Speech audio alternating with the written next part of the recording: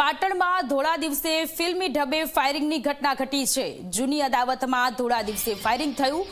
નીલમ cinema પાસેની આ ઘટના છે। પાટણના નીલમ સિનેમા પાસે ભયનો માહોલ। 3 રાઉન્ડ ફાયરિંગ થયું હોવાનું પ્રાથમિક અનુમાન છે। એક જ કોમના 2 પરિવારો વચ્ચે બબાલ થતા ફાયરિંગ થયું। એક વ્યક્તિ ગંભીર રીતે ઘાયલ થયા છે। પોલીસના ઉચ્ચ અધિકારીઓ ઘટના સ્થળે પહોંચ્યા છે। સમગ્ર વિસ્તારમાં ચુસ્ત પોલીસ બંદોબસ્ત ગોઠવાયો છે। તો પાટણમાં ધોળા દિવસે ફાયરિંગ થવાની ઘટના 3 રાઉન્ડ ફાયરિંગ થયું છે, જેમાં કારનો કાચ કે જે તૂટી ગયો છે। અત્યારે ભયનો માહોલ છે। પાટણ પોલીસ કે જે ઘટના સ્થળે પહોંચી વધુ તપાસની કામગીરી હાથ ધરી છે। એક જ કોમના 2 પરિવારો વચ્ચે બબાલ થતા ફાયરિંગ થયું હોવાનું અત્યારે સામે આવ્યું છે।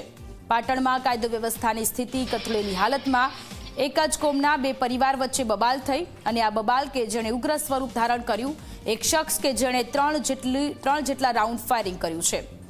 સંવાદદાતા પ્રેમલ ફોન લાઈન પર જોડાયેલા છે। પ્રેમલ, પાટણમાં ફાયરિંગ થવાની ઘટના સામે આવી છે, પોલીસની કેવી કામગીરી?